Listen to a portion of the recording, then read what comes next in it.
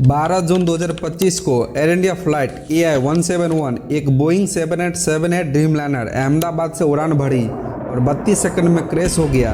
260 जिंदगियां खत्म, सिर्फ एक सर्वाइवल। फ्यूल कंट्रोल स्विचेज अचानक कटअप कैसे हुए? पायलट एरर, मैकेनिकल फेल्योर या कुछ और? चलिए इस रहस्य को जानते हैं। सोचिए, एक छोटा सा स्विच इतना बड़ा हादसा कैसे कर सकता है? चलिए इस कहानी को शुरू से जानते हैं। नमस्ते दोस्तों, मैं हूं अभिनव भार्गव। आप देख रहे हैं दी आवर पर्सपेक्टिव, जहां हम सच्चाई को क्यूरियस और थोड़ा क्रिटिकल अंदाज में जानते हैं। आज हम एयर इंडिया फ्लाइट AI-171 के उस त्रासदी की बात करेंगे जिसने पूरी एविएशन इंडस्ट्री को क्वेश्चन मार्क से घेर दिया। क्या तैयार हैं? चलिए इसे शुरू करते हैं। India's Air Accident Investigation Bureau has released its preliminary report into last month's Air India plane crash. Fuel control switches, which is on or off when on the ground, to lose thrust. 12 जून 2025 दोपहर 1:38 Ahmedabad airport से air India flight AI-171 एक Boeing 787 Dreamliner London gateway के लिए उड़ान भरता है, जिसमें थे 242 लोग, 230 पैसेंजर और 12 क्रू मेंबर। लेकिन 32 सेकंड बाद ये विमान बीजी मेडिकल कॉलेज के हॉस्टल पर क्रैश हो गया। 260 लोग मारे गए, 241 विमान में, 19 जमीन पर, सिर्फ एक सर्वाइवल। प्रीलिमिनरी रिपोर्ट कहती है दोनों इंजन ने थ्रस्ट खो दिया क्योंकि फ्यूल कंट्रोल स्विचेज रन से कट ऑफ पोजीशन में चले गए। सोचिए, 242 लोग अपने सपनों और परिवार के साथ, एक पल में सब खत्म। क्या एक स्विच इतना खतरनाक हो सकता है? चलिए इस रहस्य की गहराई में उतरते हैं। लेकिन रुकिए, कॉकपिट में पायलट ने कहा मैंने तो स्विच छुआ ही नहीं, तो फिर स्विच कैसे बंद हुआ? फ्यूल कंट्रोल स्विचेज ये वो लीवर हैं जो इंजन को फ्यूल भेजते हैं। इन्हें कटअप करना मतलब इंजन बंद करना, लेकिन इन्हें बदलने के लिए एक लीवर लॉक मैकेनिज्म को पहले खींचना पड़ता है जो एक्सीडेंटल मूवमेंट को रोकता है।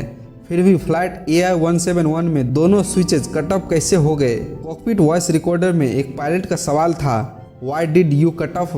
और दूसरा बोला, मैं तो कुछ किया ही नहीं। तो फिर ये कैसे हुआ? जरा सोचिए, स्विच अगर गलती से नहीं ऑफ हुए तो क्या कोई मैकेनिकल ग्लिच था या पायलट पर गलत इल्जाम लग रहा है? जानते हैं। लेकिन सवाल ये है, क्या पायलट सचमुच जिम्मेदार थे या एयर इंडिया और बोइंग की सेफ्टी प्रैक्टिस में कमी थी?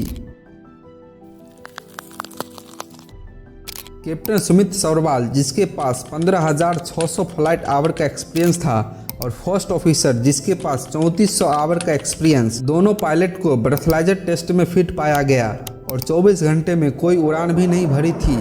फिर भी शुरुआती रिपोर्ट में पायलट की ड्यूटी पर सवाल उठाया जा रहा है।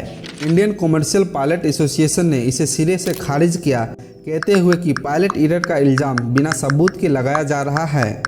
मज़ेदार बात यह है कि मीडिया चिल्ला रही है पायलट एरर, और पायलट यूनियन कह रही है पहले सबूत तो दिखाओ। क्या ये बोइंग और एयर इंडिया को बचाने की कोशिश है? और हाँ, ये भी जानना जरूरी है, यह फाइनल रिपोर्ट नहीं है। सोचिए, 242 लोग जिनके परिवार इंतजार कर रहे थे और अब पायलट पर इल्ज़ाम लग रहा है। क्या ये जिम्मेदारी टालने का साजिश है? चलिए अब सेफ्टी की भी बात कर ही लेते हैं। लेकिन रुकिए, क्या एयर इंडिया की मेंटेनेंस और एयरपोर्ट सेफ्टी में खामियां थी? ये भी जानना जरूरी है। बोइंग 787 ड्रीमलाइनर, जो कभी वर्ल्ड सेफेस्ट एयरक्राफ्ट माना जाता था, पहली बार फैटल क्रैश का शिकार हुआ। FAA की 2018 की एडवाइजरी को एयर इंडिया ने नज़रअंदाज किया, जिनमें फ्यूल स्विचेज की जांच की सलाह थी। अब DGCA ने एयर इंडिया के 33 बोइंग 787S की इन्हेंस सेफ्टी इंस्पेक्शन शुरू की। लेकिन मेघानी एरिया जैसे घनी आबादी वाले इलाके में एयरपोर्ट रहना ज़रूरी है। 19 लोग ज़मीन पर मारे गए। ये अर्बन प्लानिंग की नाकामी नहीं तो और क्या है?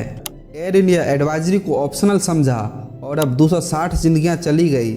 DGCA अब जागी है। क्या हम सचमुच प्लेन में सेफ हैं? एयर इंडिया फ्लाइट AI-171 का हादसा एक बैकअप कॉल है, लेकिन 260 जिंदगियां, एक सर्वाइवल और अनगिनत सवाल।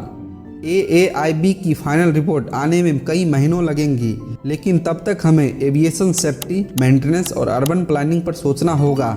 एयर इंडिया ने 1 करोड़ कंपनसेशन का वादा किया, लेकिन क्या ये काफ़ी है? ये हादसा हमें सिखाते हैं कि सेफ्टी को फर्स्ट प्रायोरिटी में रखनी चाहिए। दोस्तों, अगर ये शॉकिंग और इन्फॉर्मेटिव कंटेंट आपको सोचने पर मजबूर की तो लाइक करें, सब्सक्राइब करें और बेल आइकन दबाएं।